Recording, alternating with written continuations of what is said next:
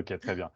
Alors bonjour, déjà merci de m'accueillir pour votre forum. Je me présente rapidement, donc je m'appelle, Adrien Orvoen, donc je suis, docteur en sciences cognitives et pas en neurosciences, voilà, donc je travaille en fait sur l'application des sciences comportementales, pour la transition sociale et écologique. Et donc je travaille, donc ça c'est mes je travaille en tant que chercheur indépendant, donc j'ai des missions là-dessus, principalement avec des organismes publics. Et puis à côté de ça, j'ai une association, qui réfléchit aussi, donc plus, sous l'aspect de la recherche, du développement des connaissances et des méthodes, donc qui travaille sur ces problématiques. Et accessoirement, je suis aussi bénévole à Médecins du Monde, en France pour le coup, mais donc voilà, donc j'ai une petite, légère empreinte, oui, des connaissances du milieu, associatif humanitaire. Est-ce Donc que juste, Adrien, tu peux mettre en plein écran peut-être? vous voyez pas parce que pardon, Là, je on ne voit sais pas en plein pas. écran. Si tu as 2 écrans, il faut que tu changes ton Non, mode d'affichage. je n'ai qu'un seul écran et pourquoi vous sinon ce que je peux faire, c'est hop. Ou agrandir au moins. Donc je vais commencer par vous présenter rapidement les sciences cognitives, donc ça va aller assez vite parce que je vais plutôt me focaliser sur les sciences comportementales qui sont donc une sous-partie des sciences cognitives. Hem, ce qu'on appelle les sciences cognitives, donc voilà, je vous reprends la définition, de Wikipédia. C'est une discipline scientifique qui vise la description, l'explication, la simulation aussi, donc des mécanismes de la pensée humaine, animale ou artificielle. C'est donc une discipline, académique, donc ça se passe, dans le milieu universitaire où il y a des théories, donc je précise avec un S, donc il y a de nombreuses théories en compétition pour expliquer ce qu'on observe. Et donc il y a tout aussi un aspect expérimental, donc qui vise à tester, valider, améliorer ces théories. Comme, on va le voir, c'est une théorie, enfin c'est une discipline qui se concentre donc à plusieurs échelles puisque pour expliquer la pensée humaine, on va partir donc du neurone du cerveau, jusqu'après à la psychologie et ensuite ça va encore plus loin sur les comportements et donc le comportement dans un environnement et la société. Donc il y a plusieurs, niveaux d'observation et d'études. Et donc c'est par essence, très transdisciplinaire, donc ça va recouvrir des aspects comme, des disciplines comme la psychologie, l'anthropologie, les neurosciences, l'intelligence artificielle.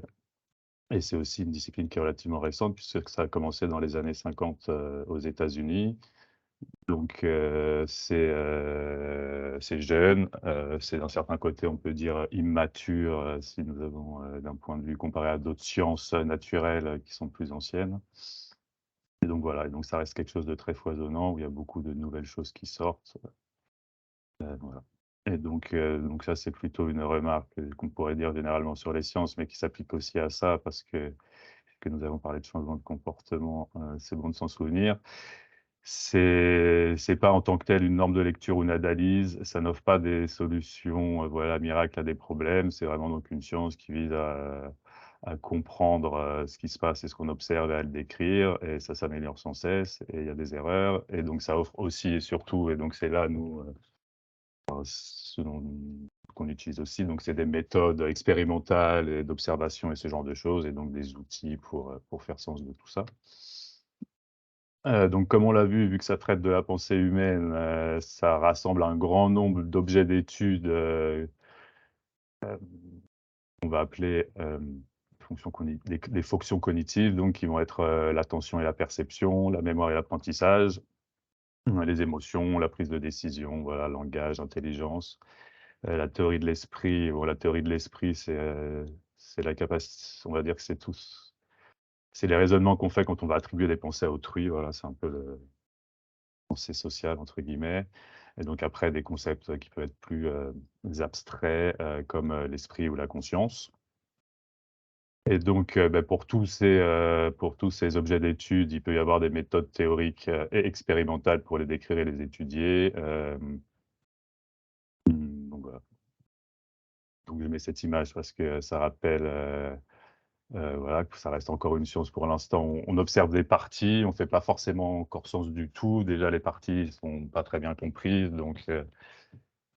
le tout n'est pas forcément, facile à déduire. Mais ce qu'il faut comprendre, c'est que donc ces fonctions cognitives qu'on va appeler élémentaires, c'est leurs interactions, qui vont déterminer et façonner nos pensées et nos comportements.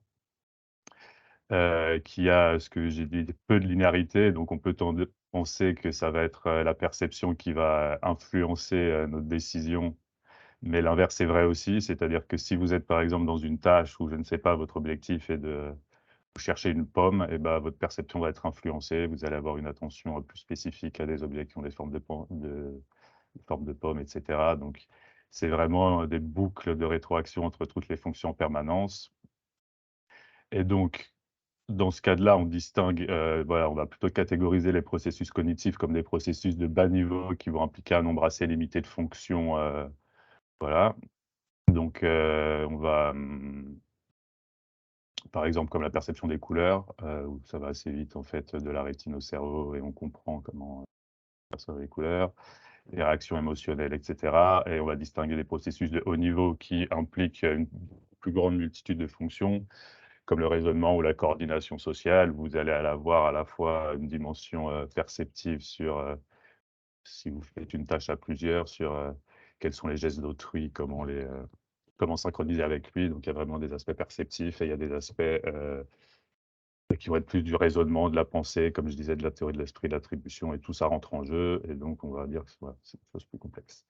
Malgré tout, cette distinction est discutable puisqu'elle est dépendante de la compréhension qu'on a de ces processus. Donc ceux qu'on comprend bien et dont on voit un chemin direct, on va dire qu'ils sont plutôt de bas niveau. Ceux qu'on ne comprend encore pas très bien et on suppose qu'il y a beaucoup de choses qui interviennent, on va dire que c'est de haut niveau. Voilà, mais c'est la manière qu'on a de considérer les processus cognitifs. Et donc là, je voulais rajouter juste, c'est la suite de la définition de Wikipédia sur ce que sont les sciences cognitives et qui me paraît assez intéressant. Donc c'est relativement formel, mais ça expose bien un peu la vision qu'ont une partie ou la majorité, enfin du moins que les sciences cognitives proposent pour, «lire» entre guillemets et comprendre un peu le monde. Et donc, ce qu'il dit, c'est que c'est un système complexe qui traite d'acquérir, conserver, utiliser et transmettre les connaissances et donc cet aspect système complexe, qu'est-ce que ça veut dire? On entend par là qu'il y a une multitude d'agents qui sont en interaction, que de ces interactions vont émerger en fait des phénomènes ou des structures, qui sont purement collectives, qu'on n'aurait pas pu prédire à l'échelle individuelle et donc on va dire que ce sont des phénomènes, sociaux et qu'il y a, donc ce qu'on appelle une causalité circulaire ou descendante, c'est-à-dire que toutes les échelles sont en rétroaction. C'est-à-dire que ce qui émerge des comportements individuels, enfin des interactions individuelles, a une causalité sur les individus. C'est pas juste un épiphénomène qui est là et qui a pas d'influence. Et donc pour donner des exemples, ça va être par exemple, voilà, donc 85 milliards de neurones dans un cerveau. Donc si on regarde un neurone individuel, on va pas trop comprendre comment fonctionne le cerveau et comment il permet d'accomplir tout ce qu'il fait. Donc il y a une forme «d'émergence» entre guillemets des fonctions cognitives qui vient de la multitude, voilà, des neurones qui sont en interaction ou 8 milliards de cerveaux dans un environnement. Donc voilà, de la même manière, il y a énormément d'interactions diverses et variées entre ces gens. Il va en émerger des, structures et des phénomènes purement sociaux comme, je sais pas, bah, une organisation sociale, voilà, je sais pas, une morale ou pardon, individuelle, mais bref, des organisations sociales qui, en retour, vont, avoir un impact, sur le comportement des individus et donc il va y avoir comme ça des boucles de rétroaction, en permanence, ce qui fait que, voilà, le système est très complexe à comprendre. En revenir aux individus et aux parties élémentaires, semble nécessaire pour comprendre les échelles les plus élevées, mais n'est peut-être pas suffisant et en particulier, on est obligé en tout cas de considérer des choses qui se passent à de multiples échelles, donc encore une fois des disciplines différentes et des méthodes différentes pour appréhender ces différents niveaux. Donc voilà pour, les généralités sur les sciences cognitives. Donc là, je vais me rentrer directement sur l'aspect des sciences comportementales. Donc les sciences comportementales, d'un certain côté, sont, une partie, des sciences cognitives qui vont s'intéresser plus spécifiquement, donc au comportement.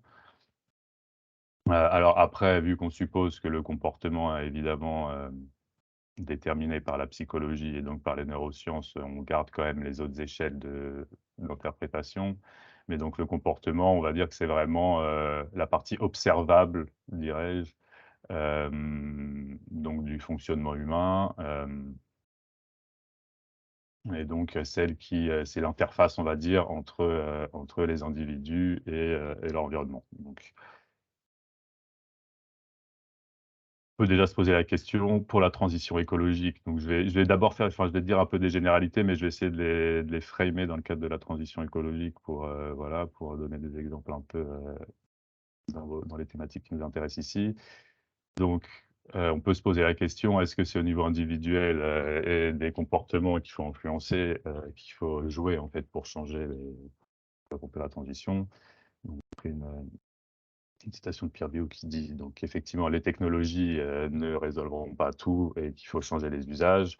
Donc il y a des évidences à la fois, purement empiriques, comme, voilà, quand on constate certaines, par exemple des décharges et cetera, on comprend que c'est une somme de comportements individuels, qui produit, des conséquences macroscopiques et que donc, si on ne change pas les comportements individuels en tant que tels d'une manière ou d'une autre, on ne réglera pas les problèmes et donc voilà, après ça, c'est une infographie de Carbone 4 qui montre, qui montre les aspects comportementaux qui permettent de faire, des économies d'émissions de CO2. Hem, donc après se pose la question, donc je vous ai dit qu'il y a cette notion de système complexe où donc il va y avoir une interaction entre plusieurs échelles. Donc comment donc l'homme est considéré comme étant partie intégrante, d'un environnement, personnel, d'un environnement social et d'un environnement plus large, voilà. Que toutes ces couches, ces sphères, transmettent de l'information, enfin, et que donc les personnes sont capables d'acquérir de l'information sur ces choses, que ces informations servent donc, à former des croyances qui permettent ensuite, d'avoir des intentions, que ces intentions se traduisent enfin en actions et que ces actions permettent à l'individu d'agir justement dans l'environnement qui l'entoure et donc c'est comme ça que se fait la rétroaction entre l'environnement et l'individu. Le fait, cette vision donc implique que, une personne donc à plusieurs niveaux peut interagir et faire changer le système dans lequel il est. Donc c'est le graphique que je vous ai mis sur la droite. Donc il y a un niveau très personnel, sur ses comportements de tous les jours et cetera. Il y a au niveau de son réseau social en partageant, en aidant, voilà, en montrant l'exemple et puis tous les niveaux, supérieurs, jusqu'à, intervenir à un niveau plus politique, et cetera. Donc, nous avons des pouvoirs d'action à toutes les échelles, et si le système agit sur les individus, il y a aussi en retour les individus qui peuvent agir sur le système. Donc la question, se pose et donc c'est là où les sciences comportementales paraissent intéressantes de comment faire pour agir. Et donc si on revient à un niveau très basique de, la dynamique du changement, donc puisque là l'action qu'on parle, c'est de changer des comportements, comment, voilà, si on fait un peu la dynamique du changement, donc ça part en général d'une personne qui est ce qu'il est et qui qu'on va dire qui est non impliqué, à qui, mmh, donc qui au bout d'un moment va adhérer à une information et donc se sentir concerné par une problématique. Donc c'est la première étape qu'on va appeler de sensibilisation, qui va donc ensuite se traduire par une décision d'adopter ce changement et ensuite d'initier, le changement, donc de le mettre en œuvre pratiquement. Donc c'est l'aspect passage à l'action avec le fameux gap intention-action qui est un peu, voilà, l'effet bonne résolution où, on a beaucoup d'intentions, peut se traduire dans l'action, enfin du moins au niveau des bonnes résolutions. L'intention se traduit en action quand même et ensuite, donc une fois que le comportement a été initié et mis en place, donc dans le cadre, voilà, d'une transition, durable et cetera, il faut que ces comportements soient pérennisés et donc durent dans le temps et comme on va le voir, c'est pas parce qu'il y a nécessairement un passage à l'action, que les comportements sont ensuite adoptés de manière pérenne. Donc ce graphique était aussi pour vous montrer en fait 3 niveaux, où on va souvent regarder et s'intéresser lorsqu'on va appliquer les sciences comportementales, donc aux questions de transition écologique. C'est où en sont un peu les individus, est-ce qu'ils en sont, est-ce qu'ils sont sensibilisés ou pas? Est-ce qu'ils ont déjà passé à l'action? Est-ce que c'est un problème de pérennisation? Donc c'est un peu les 3 étapes où on va pouvoir regarder, et agir parce que chaque étape nécessite un peu des modes d'action différentes. Voilà, donc rapidement, je précise, c'est ce qu'on disait avec les gaps attention-action, vouloir et pouvoir ne suffisent pas. Donc quand on fait des études qui visent à mesurer un peu voilà, les changements de comportement sur des questions de transition écologique, on se rend compte qu'il y a quand même des proportions importantes de personnes qui pensent pouvoir facilement changer d'attitude, mais qui ne le font pas. C'est qu'il y a d'autres blocages ailleurs, que simplement c'est pas simplement une question de connaissance et d'intention et de volonté. Et donc en fait, ce qu'on va voir et donc c'est ça qui nous aide à comprendre, enfin, il y a des freins à tous les niveaux et les sciences cognitives peuvent nous aider, les sciences comportementales peuvent nous aider à comprendre certains de ces freins. Et donc, il y a des freins qui interviennent, au niveau des croyances. Donc, j'ai mis des exemples. Donc, par exemple, nos identités, nos valeurs vont déterminer nos croyances. Ce qu'on appelle le locus de contrôle, c'est un trait de personnalité qui détermine un petit peu, je vous montrerai d'ailleurs après, c'est un degré selon lequel un individu, croit pouvoir influencer les événements de sa vie. Donc si en fait on se croit soi-même avoir aucune influence sur les événements, c'est un blocage important. Et donc voilà, donc plein de biais de raisonnement et de fausses croyances sur lesquelles je vais revenir. Ensuite, au niveau du passage à l'action, il y a encore, d'autres leviers de nature différente qui vont être les habitudes qu'on a et qu'il va falloir perdre, des biais cognitifs qui vont, sur lesquels je vais aussi revenir, mais qui font voilà, on ne va pas nécessairement, passer à l'action, comme il faut, où il faut, ou de la bonne manière. Des attitudes d'évitement comme, l'éco-anxiété qui fait que les gens, voilà, qui vont créer des formes de stress et en fait, bloquer en fait le passage à l'action ou la dissonance cognitive pour parler qui est pardon, qui est qu'en fait quand vous avez une discordance entre, voilà, entre vos actions et vos croyances, ça crée une ce qu'on appelle une dissonance cognitive et cette dissonance cognitive est une source de stress qui peut être résolu en changeant de croyance ou d'action, mais qui souvent a un effet, plutôt, d'inhibition et voilà, ça procure un stress et ça empêche d'avancer et donc il y a évidemment des questions de temps et de moyens matériels et ensuite il y a des questions plus externes qui sont peut-être moins au niveau de l'individu, qui vont être les normes et les réglementations qui peuvent aussi, bloquer certains passages à l'action et enfin au niveau de la pérennisation, donc il y a plusieurs, autres freins qui peuvent arriver. C'est une mauvaise expérience, donc il s'avère que par voilà, par quelque chose qui n'a pas nécessairement grand-chose à voir avec, le comportement que vous essayez d'adopter, bah, vous avez une mauvaise expérience, donc vous allez en fait abandonner ce comportement, même si c'est pas celui-ci en lui-même qui était mauvais. L'effet rebond, ça c'est plus,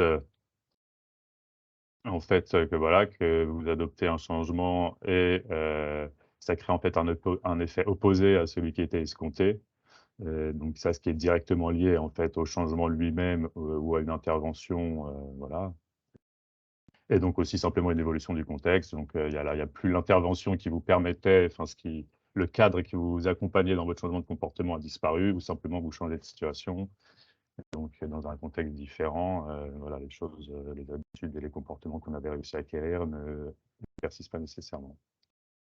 Est-ce que je peux te couper, Oui, bien Adrien? sûr, Il pardon. y a Alexandre qui lève la main et je me dis qu'on peut, si ça Ah oui. dérange pas que ça soit un peu interactif comme ça, je veux bien, ça dérange pas?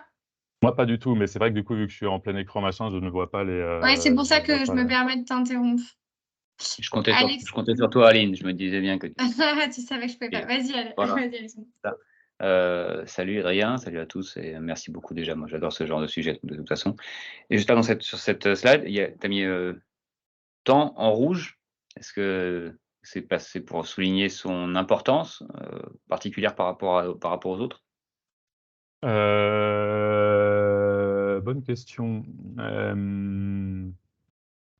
Oui, non, alors si, je pense que j'ai mis ça parce que, bon ça c'est plus des choses, des réflexions qui viennent, quand je vois mes missions et cetera. C'est qu'il y a aussi, il faut du temps pour changer un comportement et quand on a, une surcharge d'injonctions et beaucoup de choses à changer en même temps ou beaucoup d'interventions en même temps qui visent à changer les comportements, ça a aussi en tant que tel un effet un peu, contre-productif et certaines attitudes en elles-mêmes, je pense que c'était aussi pour distinguer des moyens, purement matériels qui est que, je sais pas moi, par exemple, si je décide d'arrêter de prendre voilà, d'aller en vacances uniquement en vélo, bah, ou que j'arrête de prendre l'avion et que je vais aller en Amérique du Sud, bah, je peux le faire en voilier, mais il faut le temps de le faire. Donc certaines interventions ou certains changements de comportement, en fait, nécessitent, d'avoir, alors je vais pas dire une vie lente, mais ne sont pas forcément adoptables parce que en fait, ça nécessite trop de temps et que dans notre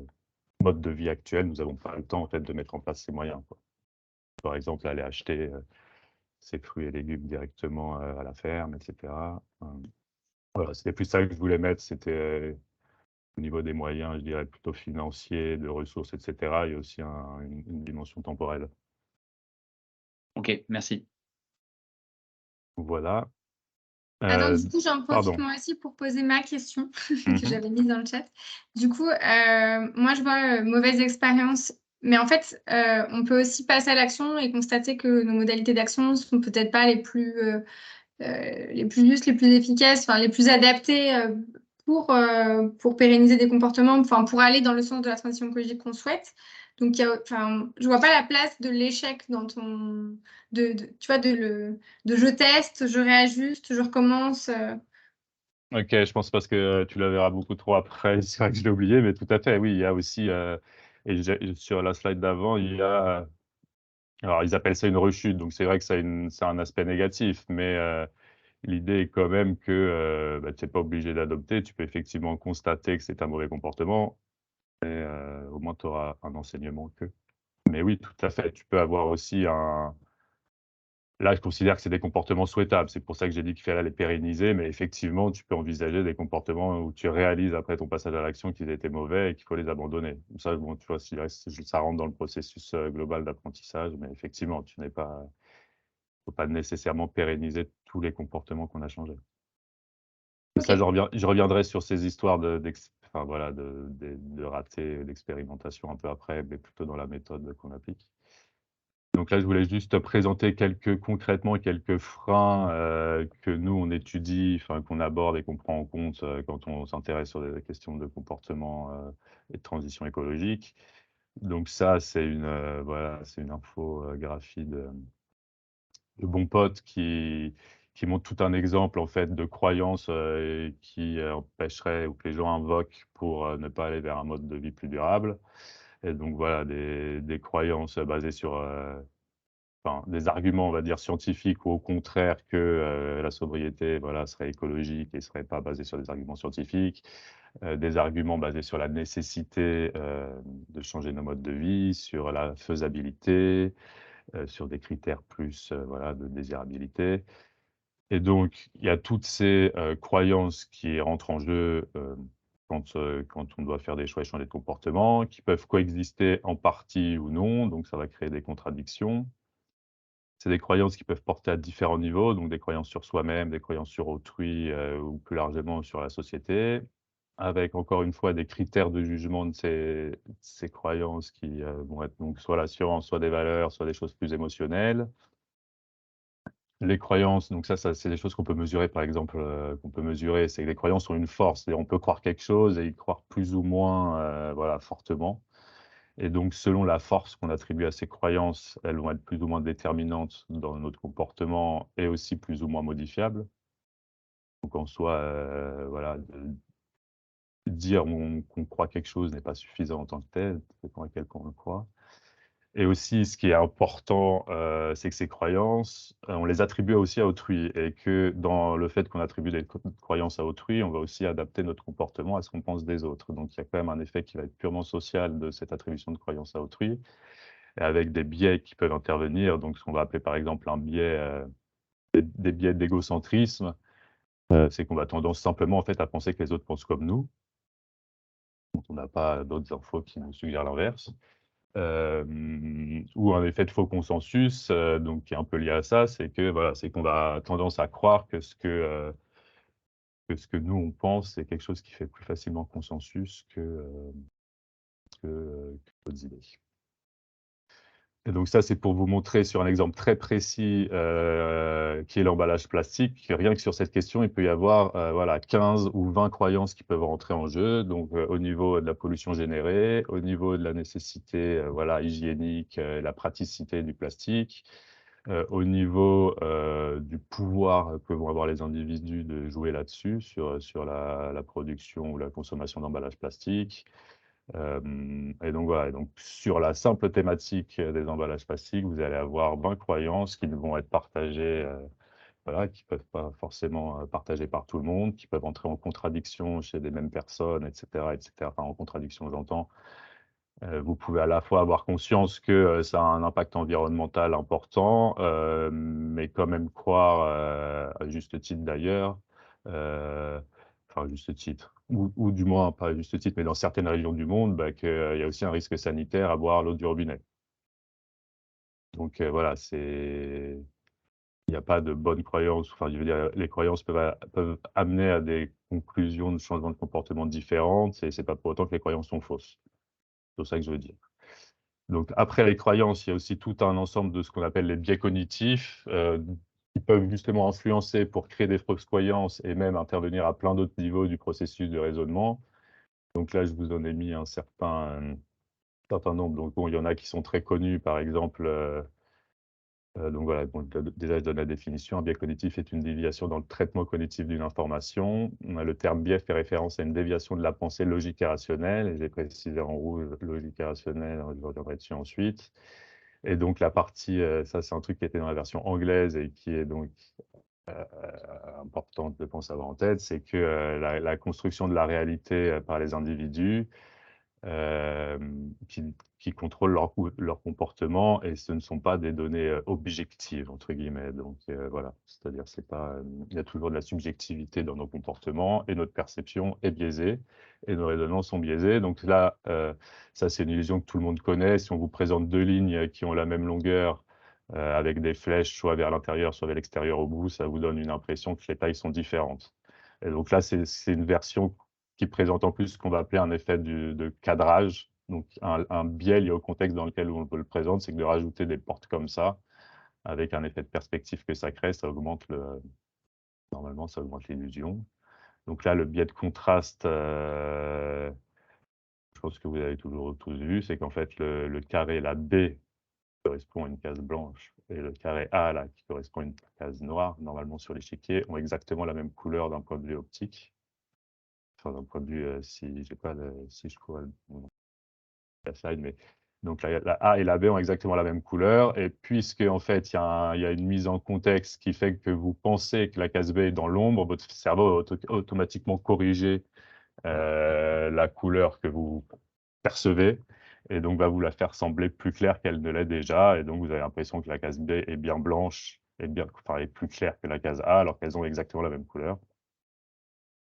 Donc ça, c'est pareil, c'est un biais qui fait que donc c'est exactement la même image en haut et en bas, je l'ai simplement inversée. Normalement, il y en a une où vous avez l'impression que c'est en relief, l'autre, vous avez l'impression que c'est en creux et donc ça, c'est parce qu'en fait, par défaut, on suppose que la lumière vient d'un certain côté et donc on va donner on va avoir une image tridimensionnelle, on va interpréter ça directement comme une image tridimensionnelle et le gradient de gris, on va le voir comme un effet de luminosité. Bon bref, voilà et donc il y a plein aussi d'erreurs plus de raisonnement, donc on va dire des syllogismes ou l'erreur du parieur qui a tendance à dire si, si un événement aléatoire s'est produit dans le passé, il a moins de chances de se produire dans l'avenir.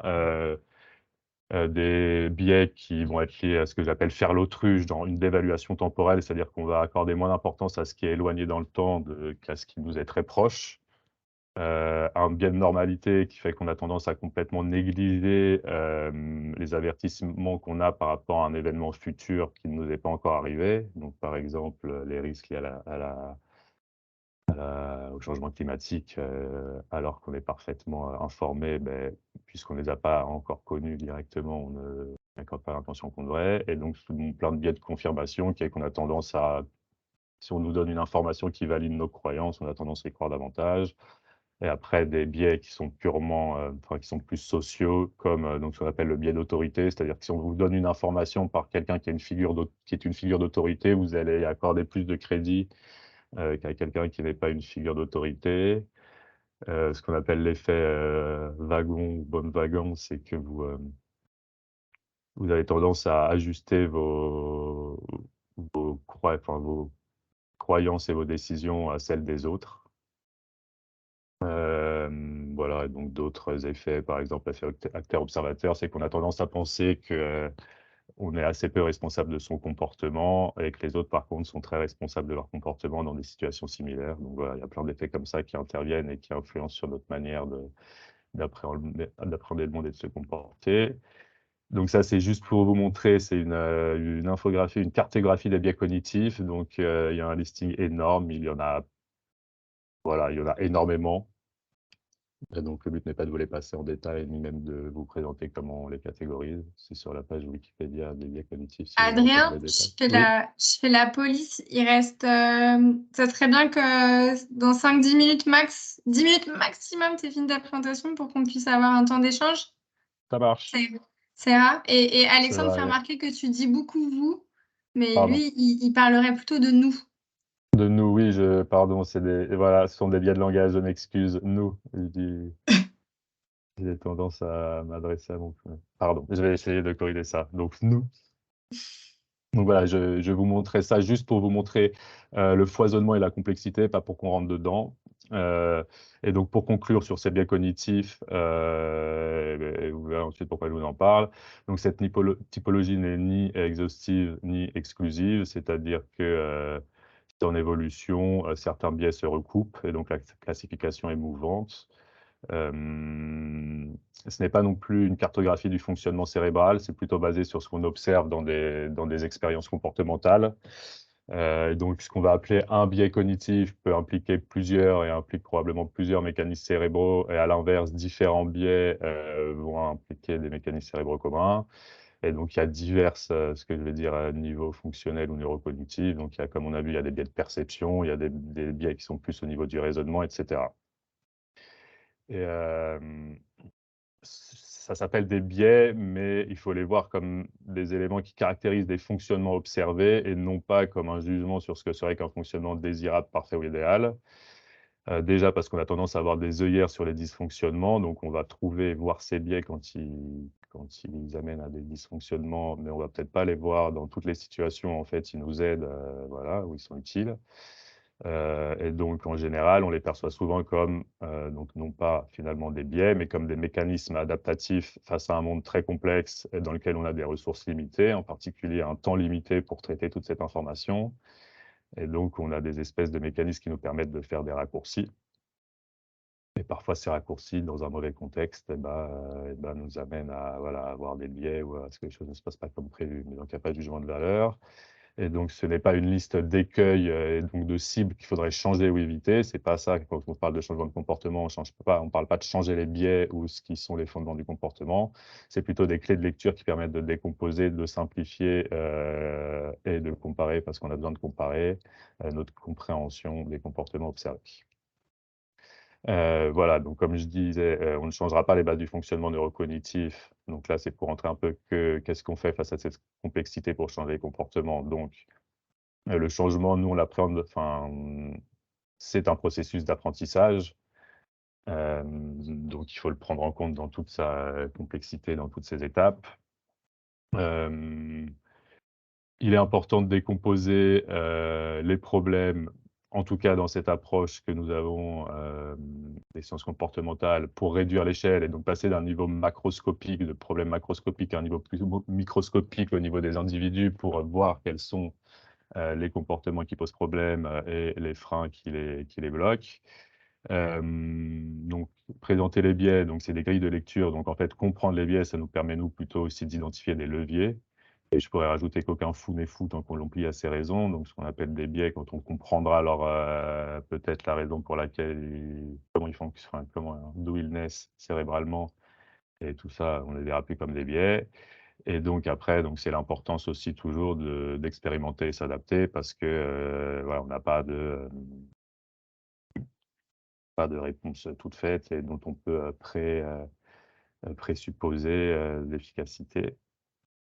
Donc ensuite, c'est l'importance de cibler, prioriser et adapter les formats d'intervention. Donc on est dans un écosystème complexe. Et donc, voilà, il y a un terrain avec ses spécificités des actrices, et aussi, j'ai mis en rouge des influenceurs. Donc, s'il y a des personnes qui ne sont pas directement acteurs et qui n'interviennent pas directement dans les comportements qu'on étudie, mais qui ont quand même un pouvoir d'influence, de communication, etc. Donc, il faut prendre en compte toute cette voilà, complexité de l'écosystème. Comme je disais, rester attentif au stade de changement, c'est-à-dire que pour un même comportement qu'on souhaiterait changer, Ça peut être parce que la personne n'est pas sensibilisée qu'elle ne change pas, mais parfois elles sont sensibilisées et c'est simplement qu'il y a d'autres blocages au niveau du passage à l'action de la pérennisation. Donc toujours essayer de savoir en fait à quel niveau du processus de changement de comportement on bloque et essayer donc d'identifier les freins et les facteurs psychocognitifs en jeu pour essayer de, voilà, de les «contourner» entre guillemets. Et ensuite donc ce qui nous semble, nécessaire et important, c'est aussi nos capacités à tous les niveaux. C'est-à-dire que quand on va faire des interventions pour changer les comportements, on ne peut pas tout le temps être là, donc il faut que les gens s'approprient tout ça et pas seulement je dirais le changement de comportement. Il nous semble que c'est important aussi d'avoir les connaissances préalables qui permettent d'expliquer, de comprendre et de justifier ça et aussi, voilà, être en mesure d'évaluer, soit ses propres comportements quand on cherche à changer soi-même, soit ceux des autres quand on cherche à accompagner le changement d'autres personnes.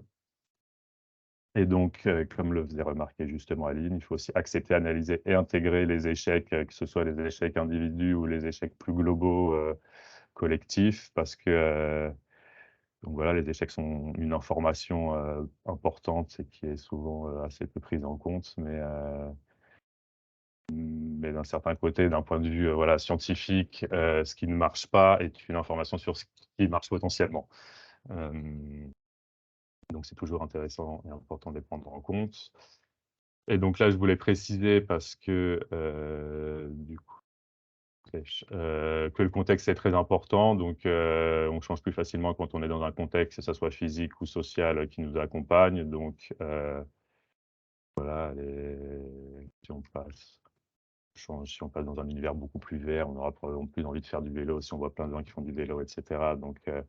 Donc au-delà de l'individu, le contexte a aussi une influence et on peut changer le contexte, comme je disais tout à l'heure, pour changer les comportements sans directement aller chercher, à changer des croyances et voilà. Le collectif, a aussi une influence très importante dans la mesure où, les efforts individuels, donc ont une influence collective et à l'inverse, le fait d'être, enfin, je veux dire, tous les mécanismes collectifs, vont avoir un pouvoir de renforcement sur les comportements individuels. C'est-à-dire que le collectif, fait des «feedbacks» entre guillemets, va permettre, de diluer les responsabilités et donc, les efforts collectifs vont aussi être des motivateurs et des initiateurs des, efforts individuels et les efforts individuels en retour vont, susciter, voilà, donc des efforts collectifs par des mécanismes d'imitation et des choses comme ça donc c'est aussi important toujours de concevoir, les individus comme étant dans des collectifs et donc ça rapidement et ne pas oublier aussi, donc ce qui peut être des bonnes choses ou des mauvaises choses, mais que donc, on a une psychologie qui est relativement tribale et donc de s'identifier comme appartenant à un groupe, influence nos comportements par rapport aux membres, supposés de ce groupe ou non. En particulier, on va avoir tendance à avoir des perceptions plus négatives des membres d'autres groupes, ou avoir, voilà, des raisonnements qui vont être différents selon si on considère que les gens sont dans notre groupe ou dans l'autre groupe. Donc là, ce que je montre, c'était une expérience, là, le graphique en bas, où, pour exactement, le même, proposition de loi, on a dit que ça avait été proposé par un démocrate ou un républicain. On l'a montré à des démocrates, à des républicains, pardon, on voit pas la légende, mais en fait, ce que vous voyez, c'est que les gens adhèrent à la loi, simplement si c'est celle de leur parti, et pas franchement pour le contenu de la loi elle-même. Et donc pour des gens qui vont être plutôt, démocrates, ils vont trouver que la version démocrate que si on leur dit que le texte a été écrit par des démocrates, voilà, c'est un très bon texte. Si on leur dit que ça a été écrit par un républicain, ils vont trouver ça mauvais, vice versa si c'est des républicains et pour des gens qui sont plutôt, indépendants, voilà, ils vont les traiter un peu de la même manière et même à un niveau beaucoup plus donc, voilà, cognitif, on va avoir tendance à rentrer plus en compétition avec des gens qu'on considère avoir une attitude par défaut un peu plus compétitive avec des gens qu'on considère comme notre groupe et plus coopérative avec les gens qu'on considère comme dans son groupe et ça va exacerber certaines émotions, comme la colère, ou la joie. Donc voilà, il y a l'effet de groupe et le sentiment d'appartenance à un groupe est quelque chose qui est important, et qui joue un rôle majeur, déterminant en tout cas dans l'adoption et les changements de comportement. Donc ça, c'était juste pour passer à la suite, pour conclure sur bon, peu importe. Donc, comme je finis, donc c'est de ne pas oublier que les sciences comportementales, on n'est pas dans la recherche d'une vérité, mais bon, peu importe, ça, c'est de la généralité de la philosophie des sciences. Mais vu que c'est jeune, comme je disais, vu que c'est une science jeune, les observations, elles arrivent encore plus vite que leurs explications, donc les théories, avancent, doucement, il ne faut pas l'oublier. Ne pas oublier aussi que l'application des sciences comportementales n'est pas neutre socialement environnementalement quand on les applique au terrain. C'est-à-dire que, l'action elle-même et les interventions comportementales ont un coût environnemental et donc si c'est pour, qu'elles n'aient pas d'efficacité, finalement, elles auront desservi, la transformation. Donc, exactement, idem socialement, c'est-à-dire qu'on intervient quand même sur des gens dans des environnements. On n'est plus dans le laboratoire, nous, quand on intervient dans le terrain, donc il faut être prudent quand même sur ce que ça implique et les conséquences. Que ça reste des sciences, donc elles n'ont ni valeur d'éthique ni de politique. C'est pas parce qu'un résultat scientifique, conseille enfin, un résultat scientifique ne conseille ou ne recommande pas. À la rigueur, il va nous donner des liens, mais voilà, en soi, c'est pas parce que, un résultat scientifique nous indique qu'il faut tel changement si on veut accomplir tel but, qu'il faut accomplir ce changement. Ça serait des décisions qui sont au niveau de la politique et de l'éthique. Et ça, donc, je l'ai mis plutôt une remarque pour vous en tant qu'ONG qui intervient à l'international, c'est que c'est une science donc, qui est née en Occident. C'est une science très expérimentale, donc qui concerne l'homme, donc qui a eu besoin de ce qu'on va appeler de nous des sujets, donc des participants aux expériences, que ces participants donc étaient recrutés dans les pays où se faisait la science. Et donc peut-être que tous les résultats qui sortent de ces sciences sont biaisés par le fait qu'il y ait principalement eu des participants occidentaux de pays du Nord. Et donc on peut se poser la question de la validité de la transposition de tout ça à d'autres cultures. Et donc il y a des choses, voilà, il y a des études qui visent à tester tout ça et à valider tout ça. Mais donc voilà, il faut toujours éviter, penser que nous ne sommes plus, que voilà, la science est quand même une création culturelle d'un certain côté et que l'universalisme reste à discuter. Et donc voilà, encore une fois, ce n'est ni une norme de lecture ou d'analyse, ni des collections de solutions, mais donc je redis ce que j'ai dit tout à l'heure, mais plutôt donc des clés de compréhension de méthodes et d'outils. Et donc très rapidement, donc c'est pour là vous présenter des exemples. J'ai encore un peu de temps ou pas? Alors, on explose un petit peu le temps, mais ceci dit, je pense que ça, c'est la partie la plus concrète, peut-être, dans laquelle tu Ouais, rentres. Donc, je veux pardon. bien te laisser déborder, c'est pas grave. Mais pas Euh, trop long non plus. Quelques exemples, je non. pense que ça peut être bien. De toute façon, il y en a que 2. Donc là, je vais vous montrer pratiquement 2 exemples d'intervention comportementale dont vous avez déjà dû entendre parler. Donc le nudge, parce que c'est quelque chose dont on entend assez souvent et moi, à chaque fois que je dis que je fais des sciences comportementales, on me demande si je fais des nudges. Donc je vais vous présenter ce que sont les nudges. Donc c'est ce qu'on appelle une incitation douce, dont le principe consiste à adapter l'architecture de choix pour favoriser une option plutôt qu'une autre. Et donc les biais cognitifs ou les mécanismes sur lesquels on va jouer, ça va être, par exemple, proposer une option par défaut. Si on vous propose une option par défaut, les gens ont tendance à plus, en moyenne, conserver cette option par défaut. Donc ça va être sur certains formulaires, par exemple, il va y avoir des cases précochées ou des choses comme ça, ou une mise en valeur de l'option que l'on souhaite favoriser. Ou alors une socialisation du choix, bon, on sait qu'il y a plein de mécanismes d'imitation, donc si on ne sait pas quoi faire dans un environnement et qu'on voit les autres le faire, on a tendance à imiter leur comportement. Donc des effets de normes, voilà, et des effets, donc ce qu'on appelle fausse surveillance. Donc par exemple, si simplement le fait de dessiner un œil parfois à certains endroits, ça va faire que les gens vont adopter des comportements un peu plus, voilà, on va dire prosociaux. Ça, c'est typiquement des nudges. Ils sont basés sur, un détournement d'automatisme, des biais cognitifs donc qui s'appuient sur les «biais cognitifs» entre guillemets dont je vous ai parlé tout à l'heure.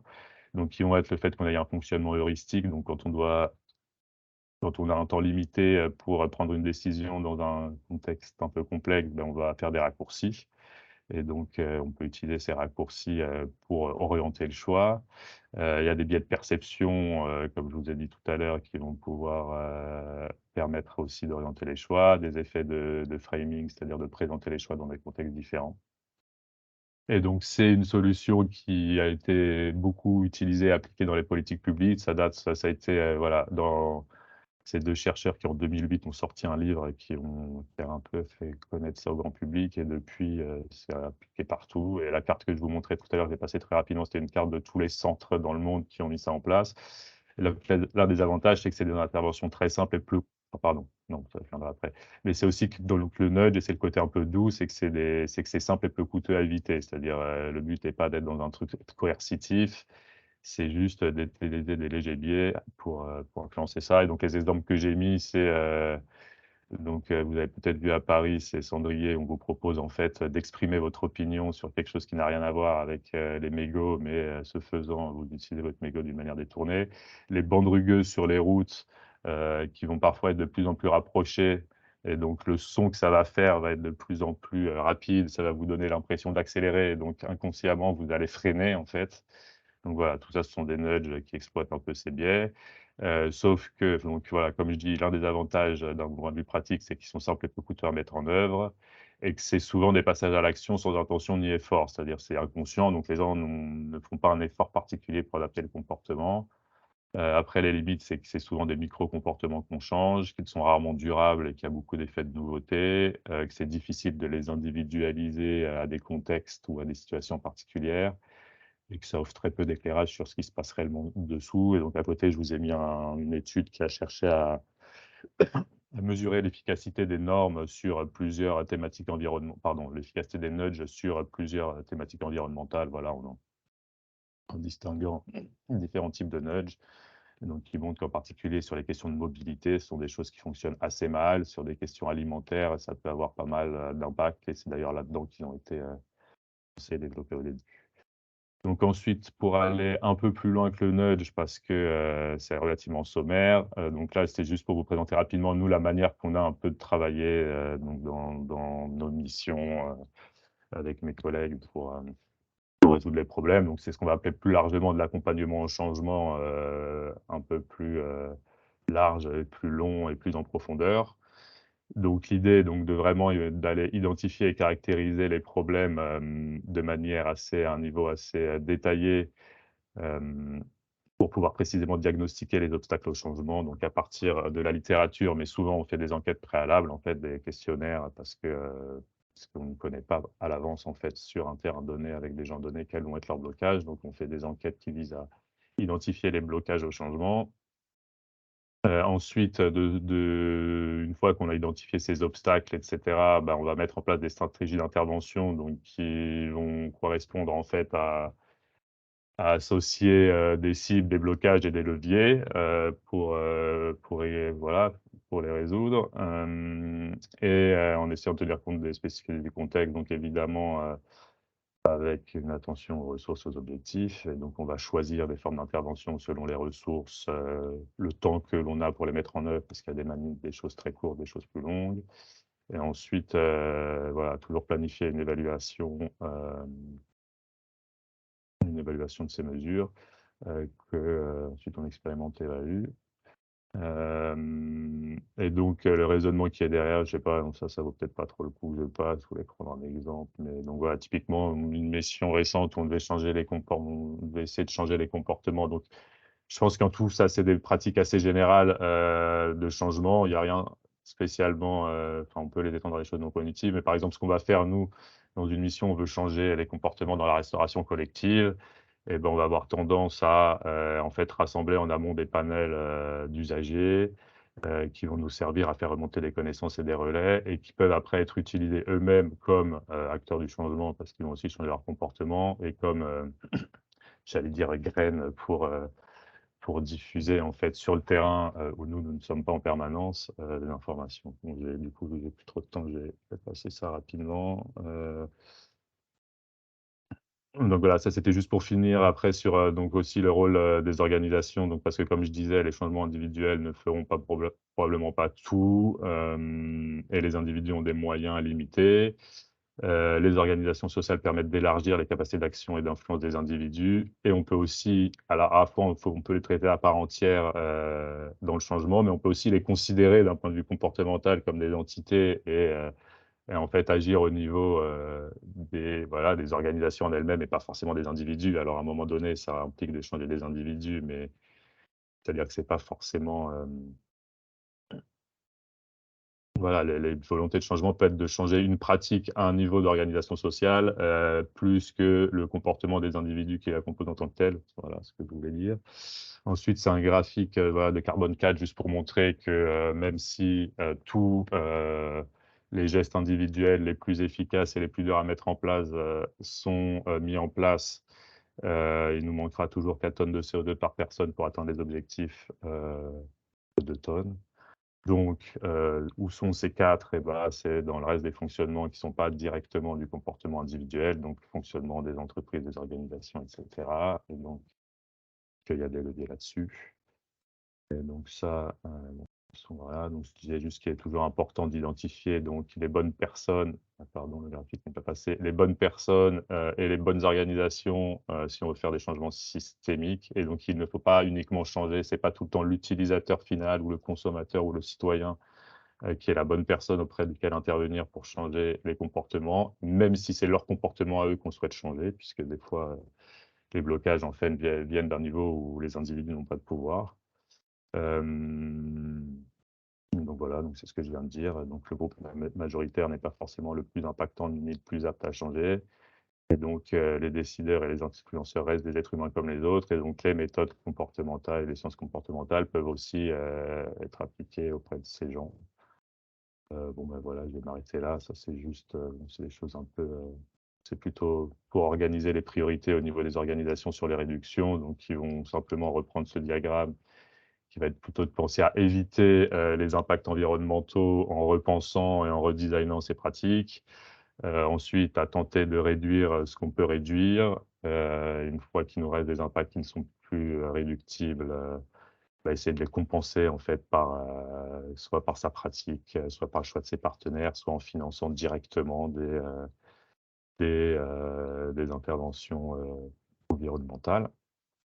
Et puis ensuite, voilà, s'adapter pour, toujours limiter les dommages à la fin. Donc je disais aussi, il est important de penser le futur et de jamais oublier de penser le futur parce que, le monde évolue vite et les mesures mettent du temps à se mettre en place et à faire effet. Donc, en 2050, le monde sera différent. Ce qu'on pensait bien aujourd'hui ne le sera peut-être plus à l'époque. Donc il y a des outils, par exemple des manières qui peuvent nous aider à nous projeter dans le futur et à envisager un petit peu, comment, le comportement qu'on envisage pourrait, ou non, en fait, être adapté. Et donc est-ce que ça vaut le coup de dépenser beaucoup d'énergie pour le mettre en place, si dans 10 ans, il n'a plus d'utilité? Il faut Adrien, je vais aussi t'arrêter. ouais, pardon. Hop, Désolée. non, non, mais c'est la fin, donc c'est très bien. Je voulais... Après, je disais juste, voilà, ne pas aussi oublier qu'il y a des spécificités, culturelles et que les changements ne vont pas, aller à la même vitesse partout dans le monde et qu'en particulier, je pense pour les organisations qui travaillent à l'international, ce qu'on pense être bon chez nous n'est pas forcément bon chez eux. Voilà, terminé. Merci beaucoup, Adrien. Nous avons un petit peu dépassé. Ce que je vous propose, c'est à la fois de poser vos questions si vous en avez, réagir, faire des commentaires si vous en avez également, et en même temps prendre le temps de témoigner au sein de vos organisations. Donc, je sais que plusieurs d'entre vous ont essayé justement ont identifié des résistances au changement et du coup ont essayé de travailler dessus. Donc voilà, je vous propose de faire à la fois réaction et questions à Adrien et en même temps, vous, vos témoignages dans le même temps pour qu'on essaie de récupérer un tout petit peu notre retard. Du coup, qui veut se lancer?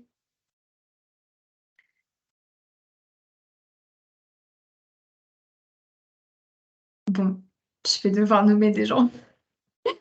Ah, il y a Camille. Merci, Camille. Ouais, non, du coup, merci Adrien, c'était très intéressant. Du coup, nous, dans l'organisation, enfin, ce qui est intéressant aussi, c'est sur la partie conduite du changement, où du coup, ça aurait été peut-être chouette qu'on soit resté plus longtemps sur cette partie-là, mais on avait, chez Hachi, du coup, je suis responsable chez Handicap International. Et en interne, comme beaucoup d'entre nous dans nos sièges français sur nos opérations internationales, le gros de notre empreinte, c'est l'avion. Et il y a beaucoup de résistances qui sont à la fois psychologiques, émotionnelles, mais aussi très concrètes, sur un vrai impact de diminuer l'avion sur la qualité du travail qu'on fait. Donc c'est pas uniquement un côté je veux aller sur le terrain, mais aussi plein de vraies raisons et de bonnes raisons de se déplacer.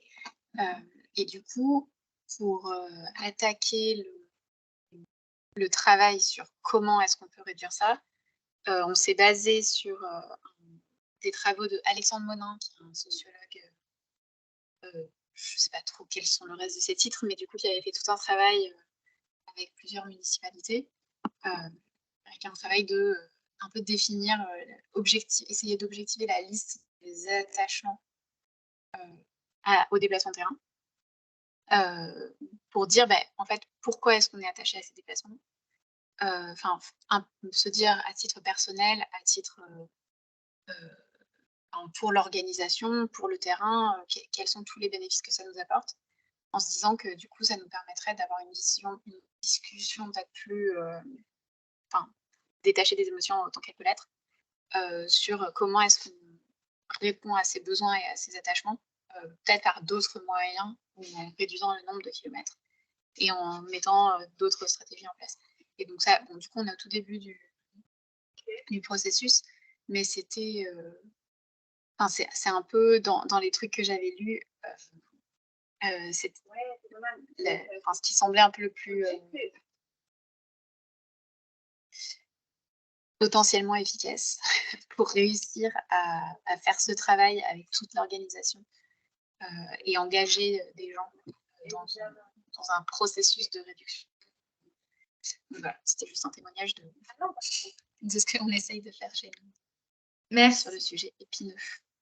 Merci beaucoup Camille. Juste, on ne t'entendait pas hyper bien, mais je pense que Adrien, je pense qu'on a à peu près saisi quand même. Et donc, juste pour rappeler que Camille, elle est de Handicap International. Je dis ça parce que Hachi, je ne sais pas si Adrien maîtrise les acronymes, nos horribles acronymes. Adrien, je ne sais pas si tu veux réagir. Et après, j'ai dit qu'il y avait Marc qui avait levé la main. Alors, je dirais, dans le cadre de l'atelier qu'on va faire ensuite, on va précisément, on s'est mis d'accord avec Aline et Lorena, donc pour faire une mise en pratique, et donc on s'est dit qu'on allait prendre cette problématique de l'avion, justement. Donc voilà, nous pourrons aborder et avoir plus en détail vos retours sur ce que vous avez tiré comme enseignement, etc. Donc voilà, très bien, ça permettra d'orienter encore mieux l'atelier. Donc peut-être qu'à ce moment-là, on pourra en discuter. Ensuite, voilà, alors moi, l'avion, typiquement, c'est vrai que vu que je travaille surtout, je ne sais pas, je n'ai pas l'impression que j'avais à réagir. Je veux dire, c'est un sujet qui est très intéressant, mais nous, on travaille surtout en France. C'est vrai que c'est des problématiques qu'on fait on fait plutôt la mobilité interne, et donc c'est vrai que c'est des questions voilà, qui m'intéressent, mais ce n'est pas les sujets qu'on traite le plus. Nous, on fait beaucoup plutôt de l'alimentation, les déchets, ce genre de choses. Voilà ma réaction. Du coup, l'intervention de Camille a fait lever 3 mains. Donc, si je ne dis pas de bêtises, c'est Guillaume, puis Camille, puis Alexandre. Donc, Guillaume d'abord. Oui, bonjour, Guillaume Dugret. Nous, on voit des biais parmi nos collègues, et comme on a pas mal de concertations, en fait, ils prennent la parole, et en fait, ça peut aussi mal engager certains débats qu'on souhaite mener pour prendre des mesures, notamment sur les avions. Donc nous, je voulais juste vous partager un petit retour d'expérience qu'on a eu pour essayer de contourner ces biais, qui était en fait de faire une méthode d'éducation populaire d'affirmation thèse. En fait, on a mis des phrases un peu choc, par exemple, les perdièmes sont dégressifs à partir d'un certain nombre de missions, ou il faut publier chaque année la liste des émissions par personne, comme on le fait déjà pour les salaires. Donc, on va ajouter une colonne sur les émissions par personne, ou dire on ne peut pas se déplacer plus de 2 fois dans la même zone sur une durée de 9 mois pour essayer de mutualiser les missions. Et en fait, on a fait des petits groupes en soumettant ces affirmations plus ou moins chocs. Et ensuite, chaque groupe de 5 ou 6 se positionnait, chacune se positionnait pour savoir si c'était plutôt d'accord, plutôt pas d'accord. Et ensuite, ensemble, ils devaient trouver un consensus. Et en fait, le fait de partir de quelque chose qui est un peu plus ambitieux, ça permettait de lever parfois certains contre-arguments et de les forcer à trouver un consensus. En fait, voilà, ça a pu permettre de lever, je pense, certains biais qu'on avait vus plutôt en plénière ou dans les discussions entre personnes. Voilà, je voulais juste vous témoigner de ça. Merci Guillaume. Il avait juste, je précise que Guillaume avait des slides que du coup, Guillaume, si tu es OK, je partagerai, enfin si c'est d'accord, je le partagerai avec le compte rendu. Grosso modo, ça reprend ce que tu viens de dire, mais ça te va. Adrien, je ne sais pas si tu veux réagir, et après Camille qui meurt d'envie de nous raconter action contre la faim.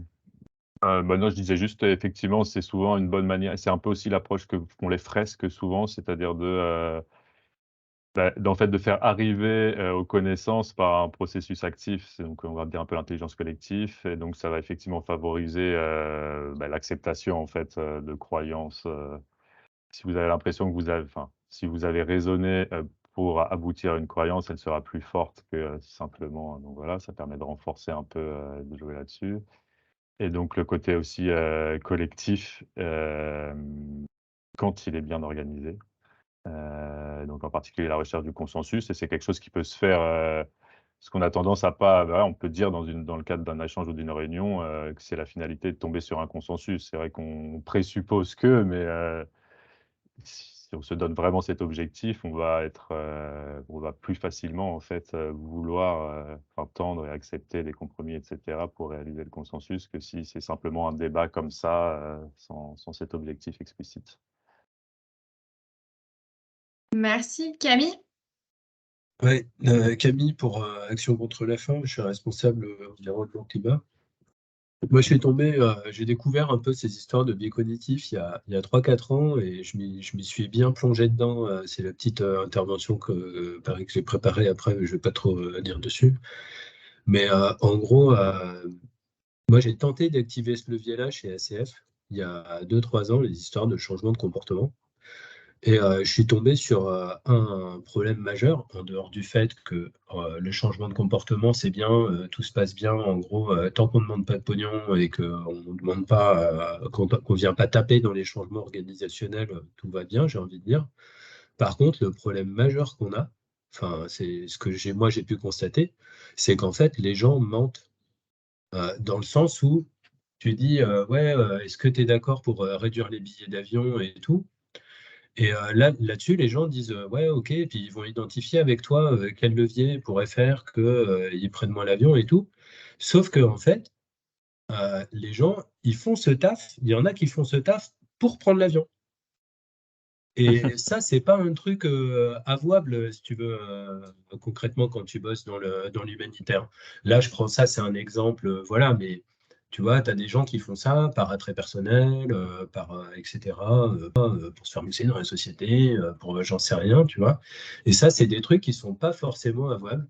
Je ne sais pas s'il y a des travaux qui ont été faits sur comment aller vraiment creuser les motivations en fait des gens. Tu vois, s'il y a des méthodes pour venir et mettre le doigt là où ça fait mal via des contradictions, via des comparaisons, etc. Mais en tout cas, le fait de poser une enquête, de prendre les résultats et d'agir en fonction de ces résultats, globalement, c'est quelque chose qui ne marche pas parce qu'il y a justement un peu la face immergée de l'iceberg qui est pas qui ressort pas en fait dans tous ces questionnaires parce qu'elle n'est pas très avouable, quoi. Alors, effectivement, alors j'ai pas de solution miracle à ça, mais donc en fait, je vais prendre dans le sens inverse, c'est un biais qu'on va appeler, ce qui est assez important, le biais de désirabilité sociale. Donc là, c'est plutôt le comportement visible en société que les gens vont tendance à se décrire comme étant, en ayant davantage des comportements, qui sont mieux vus d'un point de vue de la société qu'ils n'en ont réellement. Donc c'est toujours ce qu'on va nous dire. Effectivement, si vous faites un questionnaire auprès des gens et que vous leur demandez, s'ils surconsomment, s'ils surutilisent leur voiture, ils vont tendance à minimiser leur utilisation réelle parce qu'ils savent que c'est plutôt désirable voilà, d'un point de vue social, de se montrer comme étant écolo, etc. Donc, on a conscience du fait que, alors d'une part, les gens peuvent mentir réellement et que même parfois, s'ils ne mentent pas de manière inconsciente, ils vont surestimer en fait leur propension, voilà, leur avancée dans leur transition écologique. Et c'est effectivement quelque chose qui est assez dur pour nous d'aller vraiment, en fait, mesurer le comportement objectif. C'est un des problèmes qu'on a parce que donc nous, sur le terrain, on utilise souvent des questionnaires, donc c'est toujours les gens, très souvent, c'est les gens qui vont nous rapporter. Donc il y a toujours ce risque qu'ils mentent ou qu'il y ait des influences. Donc on essaye toujours en parallèle, sur les missions d'avoir des données objectives, qui permettent d'évaluer de manière objective les comportements et de comparer en fait les rapports subjectifs des gens avec des mesures plus objectives. Dans votre cas précis, mais bon, c'est compliqué d'un point de vue éthique et il faudrait, voilà, si les gens montraient leurs dépenses en billets d'avion ou leur trajet en avion, ils n'auraient peut-être pas le même discours. Parce qu'à ce moment-là, le fait qu'ils mentent aurait un impact social encore plus négatif. Mais bon, c'est pas forcément facile d'imposer cette mesure. Donc ça, voilà, nous, on a conscience. Les méthodes, et c'est là l'avantage, c'est que les méthodes académiques qui sont utilisées en laboratoire sont justement faites en général pour contourner ça en posant plusieurs fois les mêmes questions, en posant des questions sous un angle positif, sous un angle négatif. Et en fait, après, ils vont calculer des scores de cohérence. Mais donc là, on vient à un problème où j'ai pas eu le temps d'aborder, mais qui est qu'en laboratoire, on a beaucoup de temps sur le terrain quand vous interrogez des gens dans la rue ou même au sein de vos ONG. Alors, on peut mettre des ateliers un peu plus durables, mais bon, si c'est un questionnaire qui met 2 heures à remplir et que les gens, on leur reprend leur temps libre là-dessus, alors qu'en laboratoire, on les paye quand ils participent aux expériences. C'est pas évident. Donc nous, c'est vrai qu'on a souvent ce problème. Donc on prend ces questionnaires, mais on se retrouve à devoir les raccourcir pour pouvoir les faire en moins de temps. Et donc se pose la question si une fois raccourci, il n'y a pas ce biais qui revient. Donc voilà, c'est un espèce toujours d'équilibre qu'on essaye de trouver entre. Du coup, Camille, je te redonnerai la parole après, c'est ça? Alexandre? Et puis Élise, je t'ai vu. Oui, bonjour. Donc en fait, je pense que je vais avoir un tout petit intro, je vais avoir une question précise. En fait, moi, ces sujets-là, c'est des sujets qui me passionnent, un peu comme Camille, j'ai découvert ça il y a 3-4 ans, ça m'a retourné le cerveau, ces histoires-là, de biais cognitifs. Mais après, c'est plutôt sur la partie, moi, je vois vraiment deux choses distinctes, et d'ailleurs, c'est sur un des graphes que tu as présenté, le graphe entre guillemets habituel avec la barre des 11 tonnes, là, voilà ce qu'on peut faire de manière individuelle, voilà ce que d'autres, voilà ce qui reste à faire. Et moi qui à côté de ça suis militant écolo, etc., tout ça, bon, pour influencer les comportements humains, pour faire appel à l'État, très bien. En revanche, dans le cadre de mon boulot ici, en fait, moi, les gens me disent il faudrait vachement sensibiliser les gens, ce serait vachement bien, faire des fresques du climat à tout le monde, tout ça. Et en fait, moi, je dis non, en fait, je suis contre. Parce que je dis, en fait, parce que moi, je m'en fous j'ai pas besoin que les gens ils soient sensibilisés à changement climatique. Moi, ce que les gens à l'intérieur chez MSF, MSF France, chez MSF, d'abord, c'est des gens, ce sont d'abord des salariés. Ce sont d'abord des gens qui bossent selon une fiche on leur dit comment bosser et ils bossent comme ça. Ou en tout cas, il y a des usages plus ou moins formels, plus ou moins tacites. Et moi, je consacre l'exclusivité de mon énergie à faire en sorte que ça évolue. Et la sensibilisation générale, et je suis même en contradiction avec mon service Learning and Development, à qui j'ai dit vous pouvez m'aider à faire du changement culturel. Ce serait vachement bien de former tout le monde sur les enjeux environnementaux. Et moi, pour moi, ça c'est un double problème. C'est le premier, c'est à mon sens, et je suis très convaincu sur ça. En fait, ma question après, ça va être est-ce que je me trompe?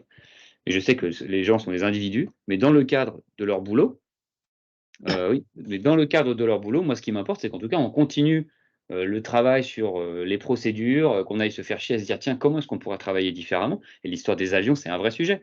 C'est-à-dire que même d'accord que les gens, ils aiment voyager. Moi aussi, j'aime voyager. En vrai, je suis vachement content que je me sentir obligé de devoir prendre un avion, de devoir aller, je sais pas, au Niger ou n'importe où, tu vois. Pas le Niger, c'est ainsi bon. Anyway. Mais si mon boulot me l'impose et que j'ai le droit d'aimer ça, mais c'est pas parce que j'aime voyager que je choisis de faire mes déplacements. Pour moi, les gens ici, ils travaillent malgré tout. Si vous leur posez la question, est-ce que ton déplacement était nécessaire? Qui va vous répondre non?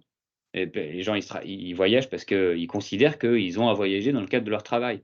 Et donc, moi, pour moi, le sujet n'est pas oh, surtout, est-ce que tu penses que tu pourrais moins voyager? Non, c'est plutôt genre, ok, dis-moi pourquoi tu voyages, et puis dis-moi comment tu travailles, et on va modifier ta façon de travailler pour, d'une certaine manière, t'empêcher de bosser, t'empêcher de voyager. Et donc voilà, moi, je m'adresse exclusivement à des salariés qui ont un contrat de travail et qui sont tenus de faire ce que l'employeur leur demande de faire, et pas à des individus, parce que pour moi, c'est pas agissant, en fait.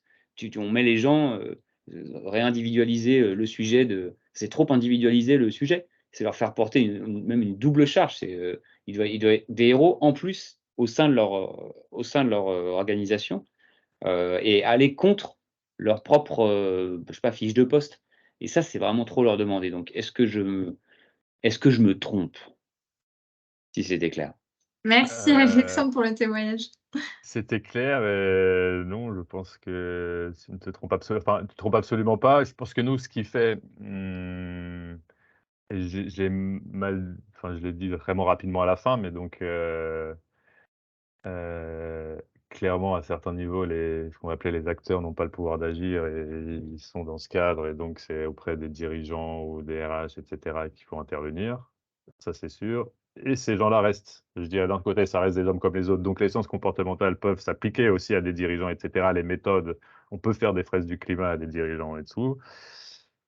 Le problème n'est pas et nous croyons même nous, on intervient pas mal parce que donc ça, c'est un des problèmes effectivement de l'approche comportementale, c'est qu'elle a tendance à laisser penser parce que puisque la méthode réduit à l'individu, les gens pensent que ça veut dire que l'individu est responsable de tout et donc nous, on essaye un peu justement de casser cette idée dans nos interventions, parce que clairement, il faut agir au niveau, structurel à plus haute échelle et au niveau, des dirigeants, en particulier dans le cadre de vos organisations, mais pour moi, le problème n'est pas, elle est plus de comment les atteindre, en fait. C'est toujours ça la complexité et c'est ce que et peut-être dans l'atelier, c'était quelque chose qui ressortira, sur ces problématiques de l'avion, peut-être qu'effectivement, enfin de l'avion, des transports en général, voilà, la cible qu'il faut viser, c'est pas du tout les usagers parce qu'effectivement, moi, j'ai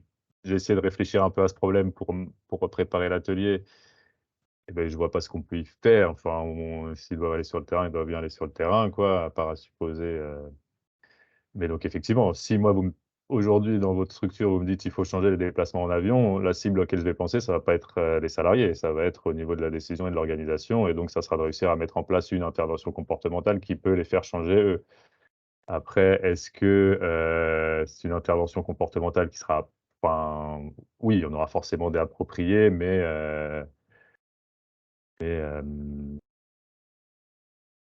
voilà, je sais plus ce reprends que je voulais la dire, mais c'est vrai que c'est pas, ils sont peu disponibles, on a peu de temps, avec eux, donc vu qu'en général, nous, on fait quand même des trucs, il nous faut des échantillons d'un certain nombre de personnes à chaque fois qu'on remonte dans l'échelle, on se retrouve avec de moins en moins de gens, donc on ne sait pas si nos résultats, ils sont, propres à la personne. Donc voilà, c'est plutôt, je dirais, le côté un peu, plutôt des contraintes pratiques qui fait que, et peut-être aussi, comme vous disiez, des, voilà, que les organisations veulent bien bouger à leurs salariés, mais veulent pas bouger à la tête et qu'elles vont faire plein d'actions pour, faire bouger la base sans jamais se remettre en question eux-mêmes, ça Adrien, je te pardon. coupe.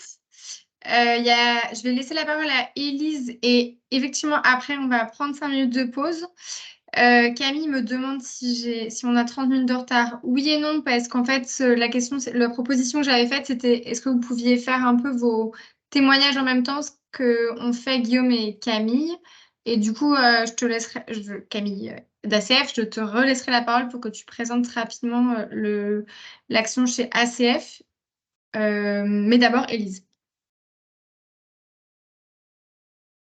Merci beaucoup, Aline. Est-ce que vous m'entendez? OK. Oui, on t'entend. Merci beaucoup pour, l'intervention, c'était hyper intéressant et je rejoins déjà ce qui a été dit sur les avions, puisque nous aussi on se pose beaucoup la question de comment faire. C'est un sujet, qui bloque depuis longtemps.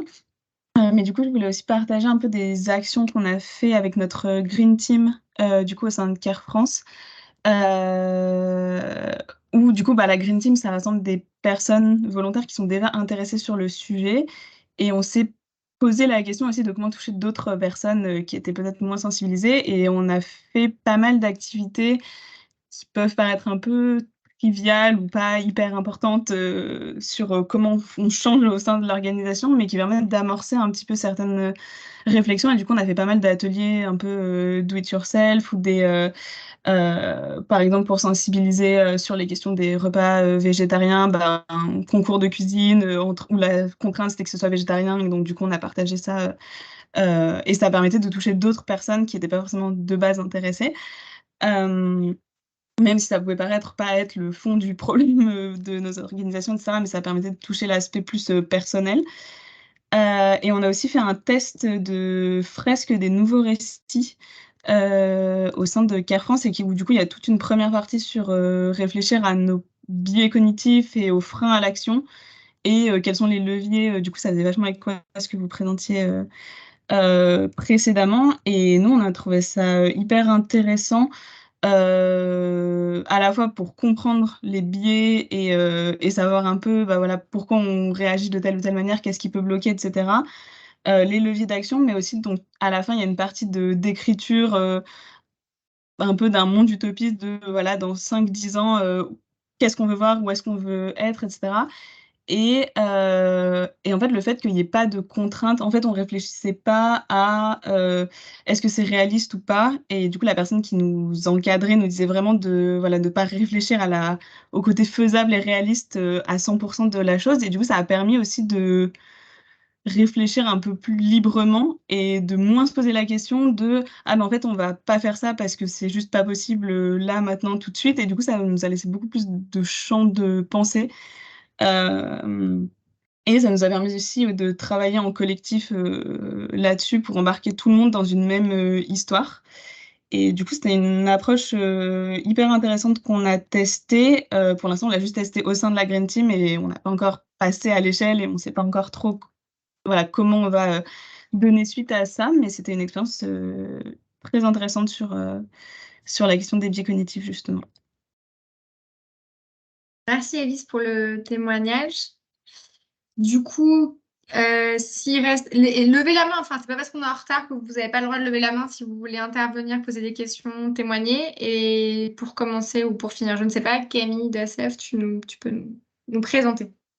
Ouais, juste vite fait en 3 minutes, suivant la pause. J'attaque en rebondissant directement sur la réflexion d'Alexandre MSF.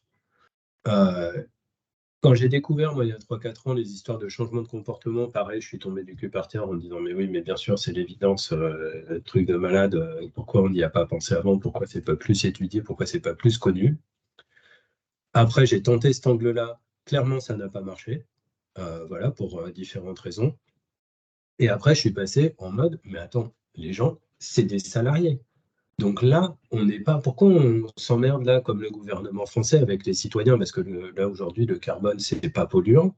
Donc, il faut convaincre les gens d'émettre moins de carbone. Mais après, quand c'est réglementaire, c'est réglementaire. Nous, en tant qu'entreprise, on a un lien de subordination avec nos staffs. Et quand on regarde comment ça s'est passé sur les politiques de PES, prévention des abus sexuels et tout, on n'a pas fait de sensibilisation à Jean-Michel, faut que tu arrêtes de mettre des mains au cul et de faire des blagues vaseuses. On a modifié notre réglementariat, on a fait signer un avenant à tous les staffs, et dorénavant, le premier qui met une main au cul ou qui sort une blague vaseuse, c'est sanction disciplinaire directe. Donc la vraie question, c'est pourquoi en fait on n'est pas capable de faire pareil sur l'environnement et de considérer que là, voilà. Donc j'ai émis ça comme hypothèse en interne. Et alors là, du coup, évidemment, je suis rentré direct en conflit avec le secteur santé mentale, qui est une activité en soi chez ACF, qui m'ont dit non, tu ne te rends pas compte, le changement de comportement, c'est hyper important et tout. Mais changement de comportement par rapport au bénéfice, ok, mais par rapport à nos propres staffs, Jean-Mi, on fait passer une règle comme quoi tu n'as plus le droit de prendre l'avion, puis c'est tout, quoi, c'est comme ça, quoi. Bref, donc du coup, on voit que c'est pas si simple que ça. Donc, du coup, je suis revenu en arrière et l'année dernière, en juin 2022, j'étais tombé sur ce graphique que peut-être vous connaissez. Je prends 2 minutes pour le mettre un peu en lumière. C'est une étude de Cambridge qui vient identifier un peu et analyser les arguments de résistance au passage à l'action. Donc, en gros, c'est les arguments principaux qui sont utilisés pour ne pas se bouger les tongs sur l'environnement. Je suis parti du principe que ces arguments-là, c'était les mêmes à peu près partout, y compris dans l'humanitaire. Et donc, j'ai eu l'opportunité l'année dernière, en 2022, de faire une intervention en semaine des directeurs et directrices pays. Et je leur ai posé les arguments de cette étude de Cambridge, qui ont été popularisés pas mal en France par mon pote aussi, qui fait un excellent taf au passage. Et du coup, voilà. Donc, en gros, ce qui est dit dans cette étude, c'est qu'il y a 4 raisons principales, on va dire 4 familles d'arguments principaux qui s'opposent au passage à l'action, et quel que soit le sujet, hein, par exemple, réduire les billets d'avion. Voilà, donc là, il y a 4 familles d'arguments principaux. Le premier, c'est en gros, de toute façon, ça ne sert à rien. C'est déjà niqué, on n'y arrivera jamais. Donc, en fait, autant continuer de prendre l'avion. Voilà, avec différentes variantes. La deuxième, c'est de toute façon, ce n'est pas notre faute. Hein, c'est bien clair que le problème, c'est les touristes qui prennent l'avion. C'est certainement pas les humanitaires qui prennent l'avion. Donc déjà, les touristes, ils prennent moins l'avion et puis ensuite, on verra. En gros, c'est du rejet de responsabilité. Ensuite, il y a le technosolutionnisme et à un moment donné, l'avion va devenir vert, donc ça ne sert à rien de prendre moins l'avion, vu que de toute façon, l'avion va se décarboner. D'accord? Donc, autant continuer de prendre l'avion vu qu'après, ça ne polluera plus. Et l'argument qui est vraiment le plus utilisé dans notre secteur, c'est trop compliqué de faire notre taf sans prendre l'avion. On n'est pas capable, ça fait appel à d'autres choses, de redevabilité, de machin, etc., de qualité. Ah là là, il ne faut surtout pas toucher à la qualité. Et donc, du coup, ça devient trop compliqué. Voilà. Donc, on a identifié tout ça avec directeur et directrice pays. Il y a seulement quelques arguments, je dirais 20% des arguments qui sont là, qui ne sont pas applicables à notre secteur, parce que c'est plus applicable au secteur privé, donc des entreprises qui ont des prestations à vendre, alors que, en gros, ah, mais je me rends compte que je ne partage pas, là, vous ne voyez rien, en fait, de ce que je présente, personne ne me le dit. Oui, pardon, Vous excuse-moi. voyez En un fait, on écran pensait que noir ça- et personne ne me dit rien. Bien, comme Mais ça, c'est vous parce faites un screenshot que et lui vous regarderez pendant la pause. demandait le graphe que tu mentionnais et du coup, Joe l'a mis dans le... Mais c'est un Ouais. graphe un peu similaire. C'est celui-là, C'était ma d'accord? slide 48 pour tout vous dire, ce graphe. Voilà, Mais qui était exactement. Voilà, caché. mais il a jamais réussi à aller à la slide 48. Non, mais c'est là où je suis allée chercher. Ah, elle non, était c'est la cachée, même, elle pardon. était cachée. Voilà. Mais donc voilà. Et donc du coup là, bon, ça c'est un taf qui a été fait l'année dernière. Je voulais le populariser, le faire connaître dans la foulée, et puis évidemment faire une campagne de communication interne en répondant à ces arguments résistifs, on va dire, de passage à l'action. J'ai pas eu le temps de le faire, mais c'est précisément ce qu'il est question de faire là chez nous d'ici la fin de l'année. Donc si on arrive à faire une publication dans laquelle on répond à ces arguments, ça sera avec plaisir qu'on la partagera au REH. Et voilà, 4 minutes. Bam. Merci beaucoup, Parfait. Camille. Eh ben, Et ravie d'apprendre qu'on peut lancer un groupe de travail là-dessus.